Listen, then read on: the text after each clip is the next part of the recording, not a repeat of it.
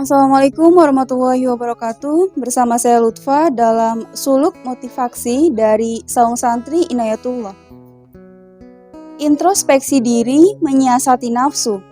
Sahabat, untuk melawan pengaruh terhadap nafsu atas hati orang mukmin adalah dengan menyiasati ataupun muhasabah dan tidak memperturutkan kemauan-kemauannya, sebagaimana yang disebutkan dalam sebuah hadis Rasulullah SAW, bahwa orang yang pandai ialah orang yang mau menyiasati nafsunya dan beramal untuk bekal kehidupan sesudah mati.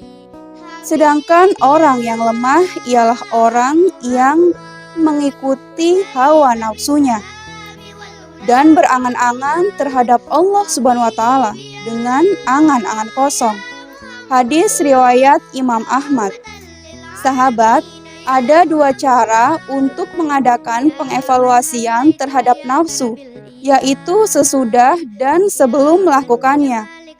Pertama, hendaknya seseorang berhenti sejenak untuk berpikir ketika ia bermaksud memulai suatu pekerjaan, dan jangan tergesa-gesa ketika mengambil keputusan sebelum jelas baginya bahwa keputusan tersebut tidak berdampak negatif. Contohnya adalah ada sebagian ulama salaf yang merinci masalah ini, kemudian ia berkata, apabila hati tergerak untuk melakukan sesuatu pekerjaan, maka berhenti dahulu dan berpikir, apakah ia sanggup untuk melakukannya atau tidak?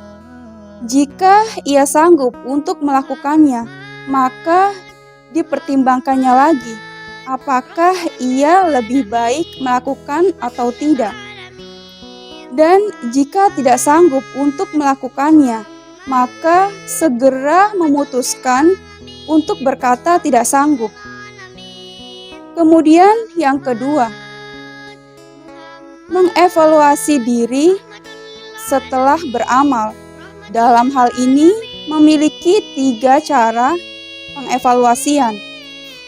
Yang pertama adalah mengevaluasi nafsu atas ketaatan yang dilakukannya, tetapi ia kurang memenuhi hak Allah Subhanahu wa Ta'ala dalam perbuatan itu, sehingga dalam perjalanannya tidak sebagaimana mestinya. Contohnya adalah bermuhasabah atas nafsu. Maka pertama-tama harusnya bertanya pada diri sendiri, apakah ia sudah memenuhi kewajibannya sebagai seorang hamba Allah?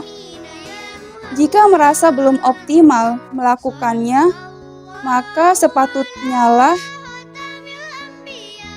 diikuti dengan qadha dan perbaikannya. Kemudian yang kedua, menghisab diri atas setiap perbuatan yang jika ditinggalkan lebih utama daripada dikerjakan.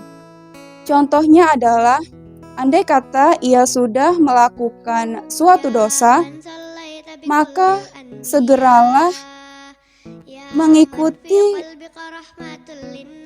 dengan bertobat, memohon ampunannya, dan mengerjakan segala kebajikan yang dapat menghapuskan dosa tersebut.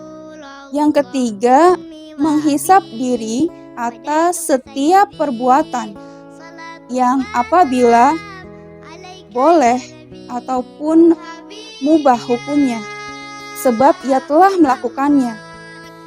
Apabila ia melakukan karena Allah Subhanahu wa Ta'ala atau kehidupan akhirat, apakah ia melakukannya demi meraih kebahagiaan dunia, sehingga ia akan menyesal di kemudian hari. Contohnya adalah bermuhasabah dengan nafsunya terhadap ucapan dari lisannya.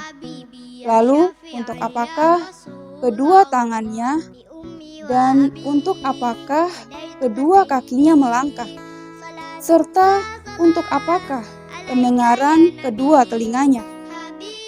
Lalu ia bertanya, dalam hal ini, untuk apa aku melakukannya? Untuk apa aku mengerjakannya?